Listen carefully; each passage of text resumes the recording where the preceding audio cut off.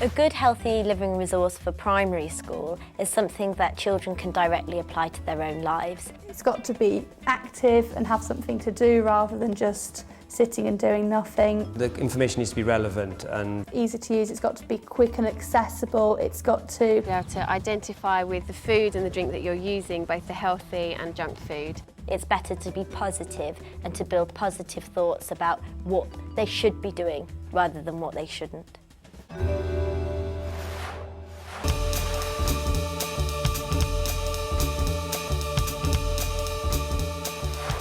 The resource that the children are using today is called the Big Food Challenge. It's a resource that's actually free from the British Heart Foundation. This pack comes with 5 or 6 different resources, and the resources are actually designed to teach children what healthy living is and what healthy eating is all about.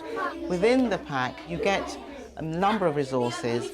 There's a resource that the children can use which is like a spinner game. There's another resource in the pack where the children can actually play Snap, so they match up food groups as well as food types.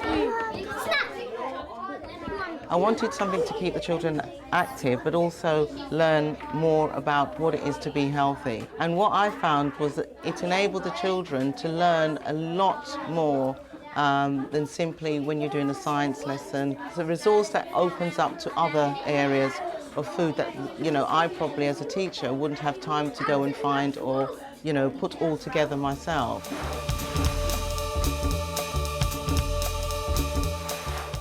This particular resource, the fruit slices, caught my attention because it gives the opportunity for children to discuss the work, to actually get into character. For example, here they've got pretend you're a healthy living expert or a fast food fan. I think it will really spark off some good discussions within the classroom. Kids will always love to spin around and play a game. It's a nice way, a non-threatening way, I suppose, to introduce healthy living rather than just you will eat healthily because it's good for you. I particularly like the playing cards. They're good for starters, introducing the topic of healthy eating and healthy lifestyles, and also for plenaries or group work. Good for kinesthetic learning, group discussions, lots of uses really for those. Well, this would be perfect to go with my humans and growth topic this year. So they can arrange the parts of the body in the right order. I'm not going to try and do it now. I like these cards about different food families. They're really, really good because they give you pictures and names of the different types of food on the front. So there's the stone fruit. And then on the back, it gives you some really good information about each one of those, some facts about where they're grown and if they are seasoned in the UK as well. My children really liked this because they thought it was really good. It gave them lots of information, and then they liked the quizzes at the end as well.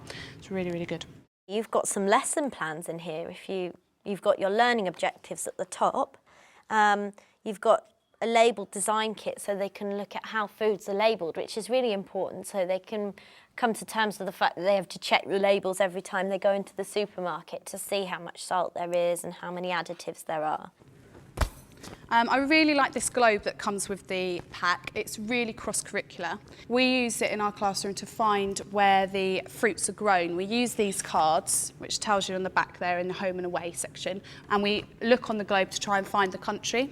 And then we try and think about how they are transported to our country, if it's going to be plane, boat, or possibly even lorries. As a ready-made resource, it's absolutely brilliant, absolutely brilliant. I mean, it's glossy, it's colourful, and it's bright. And, as you can see, the children actually enjoy playing it. It's absolutely brilliant.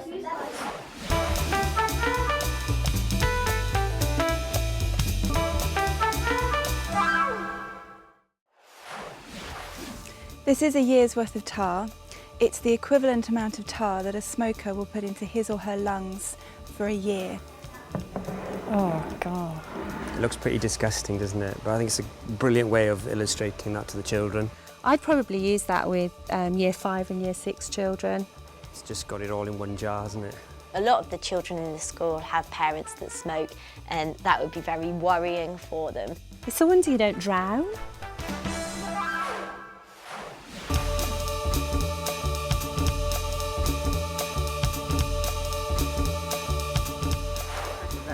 You're going to be actually in the middle here, look.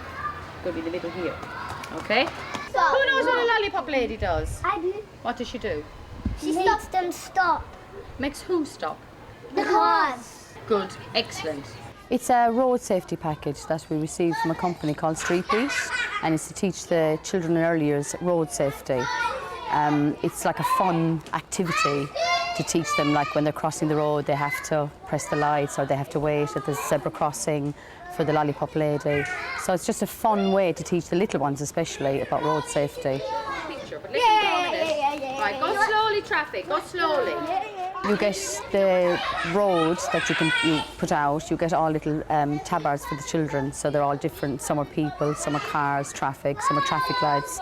There's a policeman, there's bikes, so lots of different resources for the kids so they can hands-on activity. I haven't seen the most recent version. There is a new version of it and it's supposed to be more realistic with pictures on the floor. So I'm looking forward to getting the new pack. I will be sending off for it.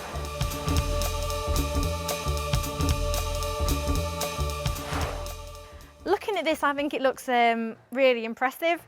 For the little ones especially, straight away that's going to appeal to them because they just really like dressing up. I think hall activity, outdoor activity. Classroom activity, depending on what you were using it for and how many children wanted to use at a time with it. You can take parts of the resources away and use them as talking points in the classroom. When I first look at it, it really stands out as being very practical, very hands-on, very brightly coloured, makes me immediately want to walk down the pathways. So there's actually enough to do it as two groups as well, so you could actually split. You could split in half so that you could have two of the children. And I like it because it's physically doing something, it's standing there, because it's... And they're looking at it, it looks real as well, it looks like the real road. Saying things to children, it's actually right, now you stand here and this is... Yeah.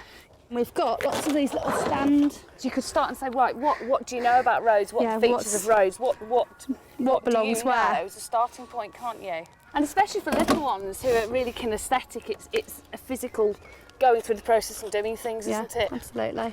So it looks very kind of interactive, but very appealing in terms of colours and the size of it, the actual size, to be able to physically walk along it. And I can see that you'd be able to pick up the stop and go signs, and that would be appealing for children hands-on to turn them and have fun in getting them onto green and red and so on. That's clever. You can put your car, so they could, if it was in reception or nursery. You can put your actual cars on it. Yeah, they can ride their trikes on it, which is great. Really good idea. Absolutely lots that you could do with this. Even with the older ones, because a lot of the older children run out in the road and it just reinforces road safety. I think it's really good. I think it's great, and it just brings home the importance of road safety as an issue for everybody. Yeah. Irrespective of age, actually. It's really important. And it's a shame everybody. it's so small in many ways, because actually the older kids, they would love doing they'd love it, but it's perhaps too small for them to have a go with and to practice with. And actually they probably need the message just as much as the younger children.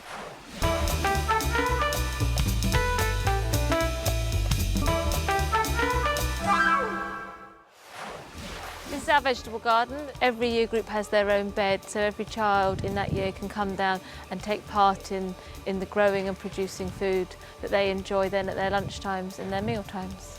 Even in central London, we've got space for our very own kitchen garden. We've got carrots, beetroot, runner beans, and throughout the site we've got potato bags. Hi, we've built this amazing greenhouse out of 1,600 bottles that the children collected. And they then planted vegetables from seed and grew them in the greenhouse, which they've now transplanted into our vegetable garden. And you might be able to see the two new members of our Churchville family, our two chickens. And they've been here with us for just over a week, and we've already had some eggs.